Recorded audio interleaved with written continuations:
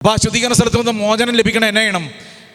ഈ ഭൂമിയിൽ ജീവിച്ചാരെങ്കിലും ഉണ്ട് അവർ നമുക്ക് വേണ്ടി പ്രാർത്ഥിക്കണം, നമുക്ക് വേണ്ടി ബലിയർപ്പിക്കണം, നമുക്ക് വേണ്ടി കൂദാശകൾ അർപ്പിച്ച് നമുക്ക് വേണ്ടി പ്രാർത്ഥിച്ചാലേ നമുക്ക് ശുദ്ധീകരണ സ്ഥലത്തു നിന്ന് മോചനം ലഭിക്കുകയുള്ളൂ. അതുകൊണ്ട് ശുദ്ധീകരണ സ്ഥലത്തു നിന്ന് മോചനം ലഭിക്കുന്ന വെറും നിസ്സാര കാര്യമല്ല.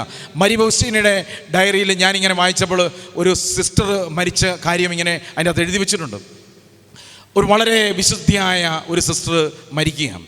വളരെ ആ സമയത്ത് ആ കോൺഗ്രിഗേഷനിൽ ഓടി നടന്ന് വളരെ ശുശ്രൂഷകൾ ചെയ്യുകയും വളരെ സന്തോഷത്തോടെ ആ സിസ്റ്റർ വളരെ പ്രാർത്ഥിക്കുകയും ദിവ്യകാരുണ്യസന്നിധി ഒത്തിരി സമയങ്ങളൊക്കെ ഇരുന്ന് പ്രാർത്ഥിക്കുകയൊക്കെ ചെയ്യുന്ന ഈ സിസ്റ്റർ മരിച്ചു കഴിഞ്ഞപ്പോഴത്തേക്കും ആ കോൺഗ്രിഗേഷനിലുള്ള എല്ലാ സിസ്റ്ററും പറഞ്ഞ ഒരു കാര്യമുണ്ട്. ഉറപ്പായിട്ടും മരി ഫൗസ്റ്റീന സഹിതം പറഞ്ഞു, ഉറപ്പായിട്ടും ഈ സിസ്റ്റർ സ്വർഗത്തിലെത്തിയിട്ടുണ്ട്. ഈ ഉറപ്പായിട്ട് ഈ സിസ്റ്റർ സ്വർഗത്തിലെത്തിയിട്ടുണ്ട്. അങ്ങനെ ഇരുന്ന് പ്രാർത്ഥിക്കുന്ന ഒരു സമയത്ത് ഒരു 3 ദിവസം ഇങ്ങനെ കഴിഞ്ഞപ്പോഴത്തേക്കും മരി ഫൗസ്റ്റീന ഇങ്ങനെ ഈശോയുമായിട്ട് ഇങ്ങനെ പ്രാർത്ഥനയിലായിരുന്ന സമയത്ത് പെട്ടെന്ന് വളരെ വെളുത്ത് നല്ല സുന്ദരിയായ സിസ്റ്ററാണ് മരിച്ചത്.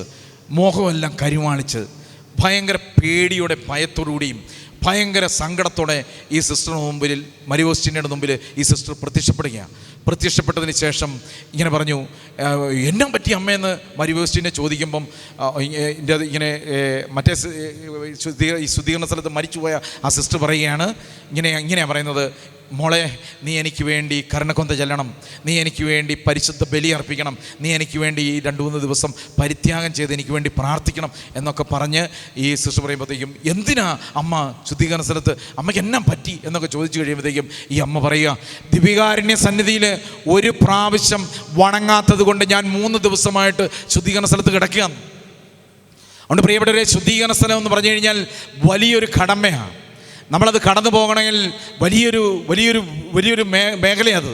നമ്മൾ കടന്നു പോകണമെങ്കിൽ അതുപോലെ പ്രാർത്ഥിച്ച് ഒരുങ്ങി നമ്മൾ വളരെ വിശുദ്ധിയോടുകൂടി ഈ ഭൂമിയിൽ തന്നെ ചില പരിഹാരങ്ങൾ ചെയ്ത് കഴിഞ്ഞാലേ നമുക്കിവിടുന്ന് ശുദ്ധീകരണ സ്ഥലം കവർ ചെയ്ത് നമുക്ക് പോകാനായിട്ട് സാധിക്കുകയുള്ളൂ. അല്ലെങ്കിൽ ശുദ്ധീകരണ സ്ഥലത്ത് കിടക്കുന്ന ആത്മാക്കൾക്ക് വേണ്ടി അതുപോലെ നമ്മൾ പ്രാർത്ഥിച്ച് ഇനിയുള്ള ദിവസങ്ങളിൽ നിങ്ങൾ കൃത്യമായിട്ട് നിങ്ങളുടെ ജീവിത പങ്കാളികൾ മരണം വഴി വേർപിരിഞ്ഞ ആത്മാക്കൾക്ക് വേണ്ടി അവർ ചെയ്ത പ്രമാണ ലംഘനങ്ങൾക്ക് ഓരോ പ്രമാണങ്ങളെടുത്ത് ആ പ്രമാണങ്ങൾ ലംഘിച്ചതിന് നിങ്ങൾ പരിഹാരം ചെയ്യുകയും ജപമാല ചെല്ലുകയും പരിശുദ്ധ കുർബാന അർപ്പിക്കുകയും ഓരോന്നിനും ഇങ്ങനെ പരിഹാരം ചെയ്താൽ നമ്മൾ ബലി അർപ്പിച്ച് പ്രാർത്ഥിക്കണം.